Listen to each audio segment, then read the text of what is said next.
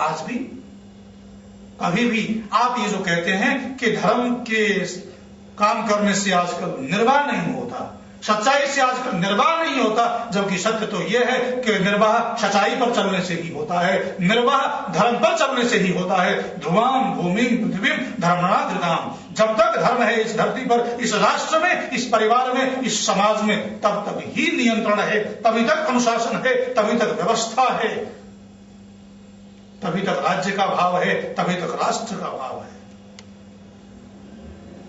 आज भी न्यायालय में कोई प्रतिज्ञा की जाती है, कोई शपथ ली जाती है, तो साक्षी गीता पर, कुरान पर या बाइबल पर हाथ रख करके ये तो नहीं कहता कि मैं झूठ निष्ठा पूर्वक शपथ लेकर के कहता हूं कि मैं जो कुछ भी कहूंगा वो झूठ ही कहूंगा, इससे अतिरिक्त कोई नहीं कहूंगा।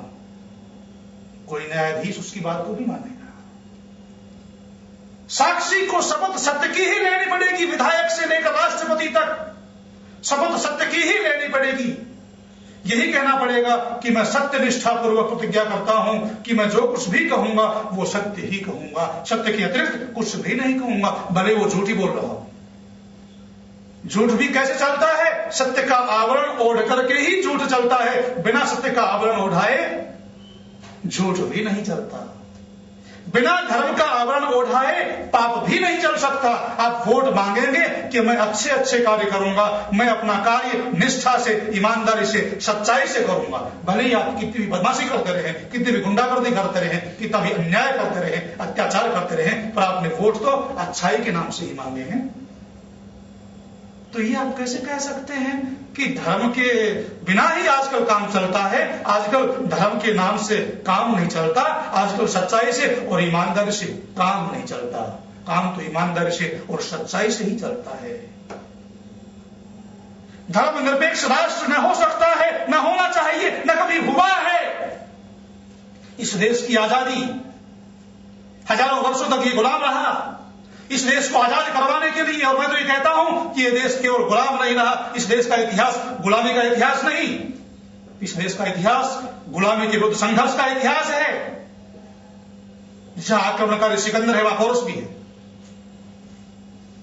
जहां विदेशी अन्यायी आतताई अत्याचारी अकबर है वहां महाराणा प्रताप भी है, जहां औरंगजेब है वहां शिवाजी भी है, जहां अंग्रेज हैं वहां चंद्रशेखर, भगत सिंह, राजगुरु, सुखदेव, सुभाष चंद्र बोस, रामप्रसाद बिस्मिल आदि आदि अनेक क्रांतिकारी जिन्होंने धर्म से ओतप्रोत होकर के अपने जीवन को स्वाहा कर दिया था राष्ट्र के लिए।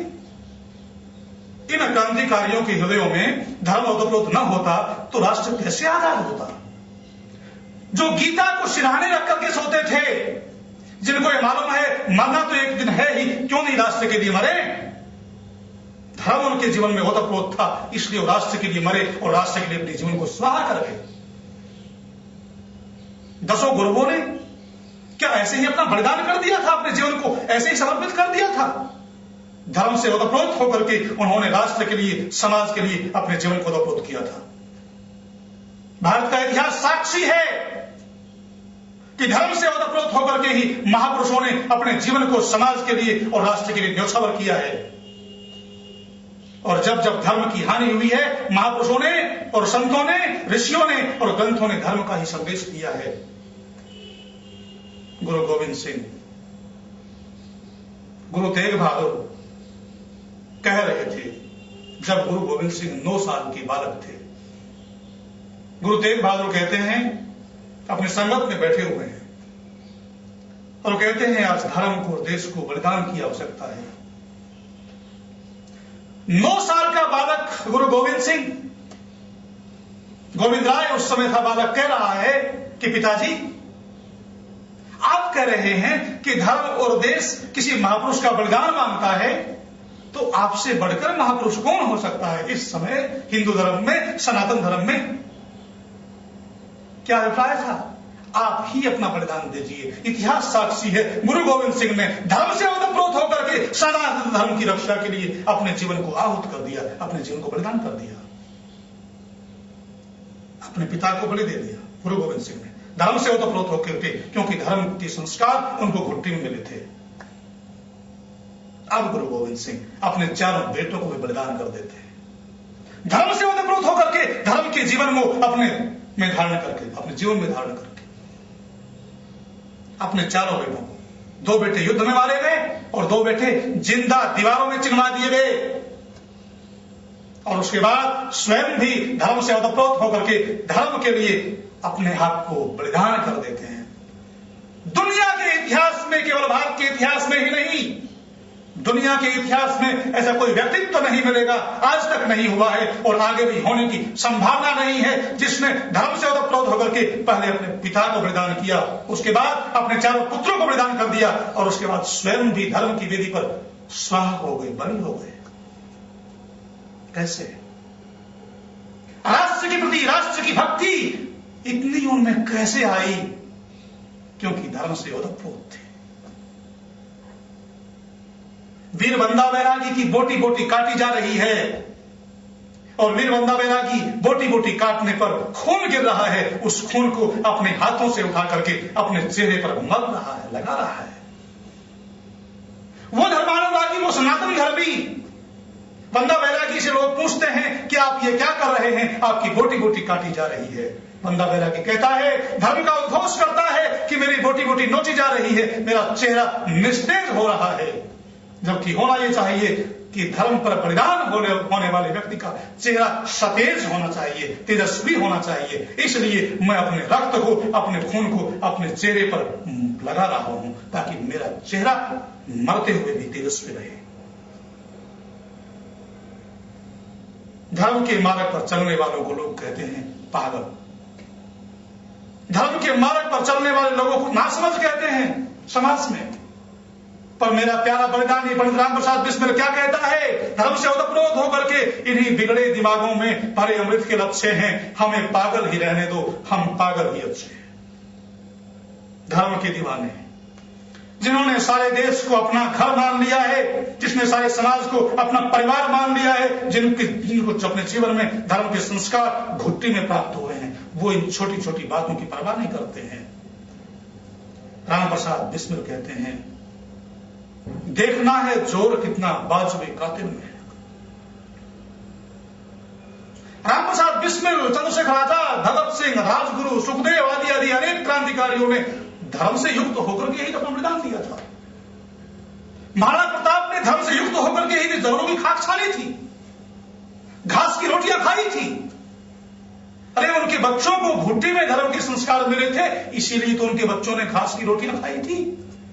और वो घास की रोटी भी जब खा रही थी उनकी बालिका, तो बिलाव छीन ले जाता है।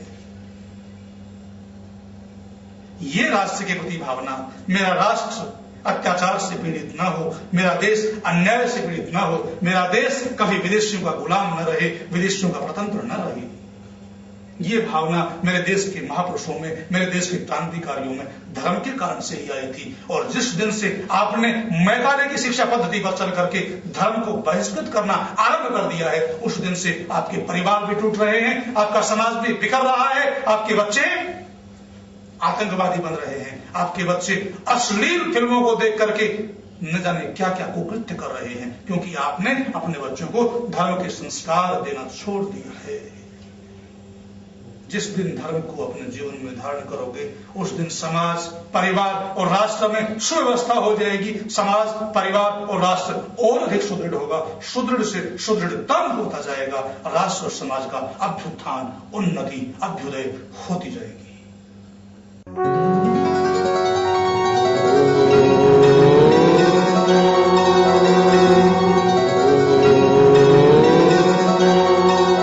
वैचारिक क्रांति एवं आध्यात्मिक उत्थान के लिए आचार्य श्री डॉक्टर संजय देव के दिव्य संदेशों तथा देश के उच्च कोटि के विद्वानों के प्रेरक विचारों से युक्त धार्मिक, पारिवारिक, राष्ट्रीय चेतना का मासिक पत्र दिव्य युग अवश्य पढ़ें।